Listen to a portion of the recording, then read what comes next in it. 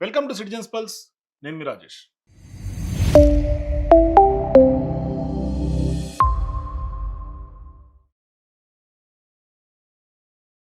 So ఆంధ్రప్రదేశ్లో గత కొంతకాలంగా రాజకీయం చాలా రసవత్తరంగా సాగుతుంది. అంటే అక్కడ ఉన్నటువంటి కూటమి పార్టీలు, వైఎస్ఆర్సీపీ పార్టీ నువ్వా నేనా అన్నట్టుగా, ఎందుకంటే 11 స్థానాలకే వైఎస్ఆర్సీపీ పరిమితమైనా కూడా నువ్వా నేనా అన్నట్టుగానే ధీటుగా నడుస్తోంది.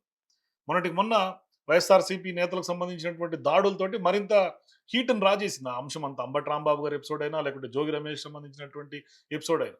సో ఇటువంటి సందర్భాల్లో ఆంధ్రప్రదేశ్‌లో రేపటి నుంచి అసెంబ్లీ సమావేశాలు ప్రారంభం కాబోతూ ఉన్నాయి. సో ఇంత బర్నింగ్ ఇష్యూలు నడుస్తున్నటువంటి ఆ స్టేట్‌లో ఒకటి తిరుమల లడ్డు అంశం, మరోవైపు ప్రతిపక్ష పార్టీ నాయకులపై ఇళ్లపైన దాడులు, ఇంకా చాలా వరకు సీరియస్ ఇష్యూస్ ఉన్నాయి. మరి ఇవన్నీ ఇంత బర్నింగ్ ఉన్నటువంటి సందర్భంగా అసెంబ్లీ సెషన్ స్టార్ట్ అవుతూ ఉన్నాయి. మరి నిజంగానే అసెంబ్లీ సమావేశాలంటే ఖచ్చితంగా ఇంకా కొంత టెండెన్సీ లేదంటే గనుక టెంపో పెరిగే అవకాశాలుంటాయి రాజకీయంగా. అంటే హై వోల్టేజ్ పాలిటిక్స్‌ని కొంచెం తలపించే అవకాశాలుంటాయి. అయితే ఇక్కడ ఉన్నటువంటి రాజకీయ పార్టీలన్నీ కూడా కూటమి పార్టీలే మెజారిటీగా ఉన్నాయి స్థానాలన్నీ కూడా. అంటే జనసేన గాని, బీజేపీ గాని, టీడీపీ గాని. కేవలం 11 స్థానాలు మాత్రమే వైఎస్ఆర్‌సీపీ ఉన్నాయి. అంటే మాకు మైక్ ఇవ్వరు గదా! మాకు అవకాశం ఇవ్వదు. మా ప్రజా సమస్యలు పట్టించుకునే అవకాశం, అంటే వాళ్ళకి సంబంధించినటువంటి గలం ఎత్తే అవకాశం అక్కడ అసెంబ్లీలో ఉండదు కాబట్టి మేము అసెంబ్లీని బాయ్‌కాట్ చేస్తున్నామన్నారు. గతంలో అసెంబ్లీలకి వెళ్ళలేదు. కేవలం గవర్నర్ స్పీచ్ రోజు మాత్రమే, అసెంబ్లీకి ఒక్కరోజు మాత్రమే జగన్మోహన్ రెడ్డి అయినా వైఎస్ఆర్‌సీపీ ఎమ్మెల్యేలని వెళ్లారు.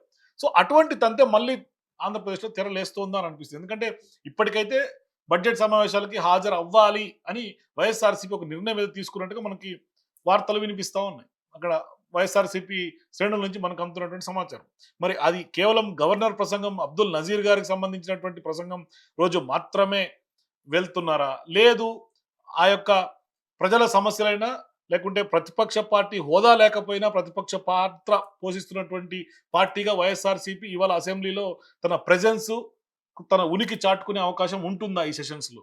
ఎందుకంటే మొత్తం లక్షలాది మంది ఓటర్లందరూ కూడా గెలిపించినటువంటి ఒక ప్రజాప్రతినిధులుగా ఖచ్చితంగా అసెంబ్లీలో వెళ్ళి మాట్లాడాల్సినటువంటి సందర్భం ఉంది. మరి అది జగన్మోహన్ రెడ్డి గారికి తెలిసి చేస్తున్నారా, తెలియక చేస్తున్నారా నాకైతే తెలియదు కానీ ఖచ్చితంగా ప్రజల తరఫున వెళ్ళి అసెంబ్లీలో నిలదీయాల్సినటువంటి అవసరం ఉంది.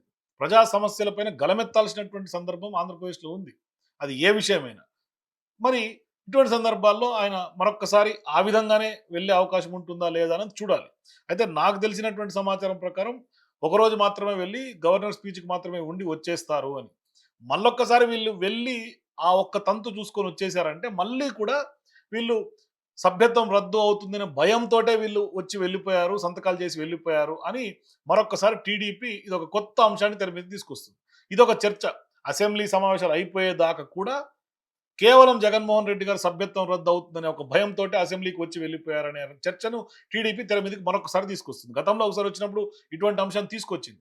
సో ఇటువంటి వ్యవహారాలన్నింటినీ గతంలో జరిగినటువంటి పాఠాలైనా, లేకుంటే ప్రజలకి డెమోక్రసీలో ఓటుకున్నటువంటి విలువనైనా ఖచ్చితంగా ఇవన్నీ గ్రహించాల్సినటువంటి అవసరం జగన్మోహన్ రెడ్డి గారికి ఉంది. సరే, ఇప్పుడు జగన్మోహన్ రెడ్డి గారు ఖచ్చితంగా అసెంబ్లీకి వెళ్ళాల్సినటువంటి పరిస్థితి ఉంది. సరే, టీడీపీ ఎన్ని అవమానాలు క్రియేట్ చేసినా, లేదంటే ఇంకేం చేసినా, ఒక ప్రజాప్రతినిధిగా, మాజీ ముఖ్యమంత్రిగా ఆయన ప్రజల తరఫున వెళ్ళాల్సినటువంటి అవసరం ఉంది. ప్రజల తరఫున ఒకవేళ కూటమి పార్టీలు అవమానించినా, లేకుంటే క్వెషన్ చేసినా, బాయ్‌కాట్ చేసినా, వాళ్ళని వెలివేసినా ఉండాల్సినటువంటి అవసరం. అంటే ఓటు వేసి గెలిపించినటువంటి ప్రజల కోసం అవమానాలైనా, భారాలైనా భరించాల్సినటువంటి పరిస్థితే ప్రతిపక్షంలో ఉన్నటువంటి పార్టీగా ఉన్నటువంటి జగన్మోహన్ రెడ్డి గారికి ఉంటుంది. మరి అసెంబ్లీ సెషన్స్ ఎక్కడికి దారితీస్తాయి? ఎంత టెంపోని ఆంధ్రప్రదేశ్‌లో రైజ్ చేస్తుందో వెయిట్ చేసి చూద్దాం. చూద్దాం మరి అసెంబ్లీ సెషన్స్ మరి జగన్మోహన్ రెడ్డి గారు ఒకరోజే వెళ్తారా? లేదంటే గనక సెషన్స్ మొత్తం హాజరవుతారా?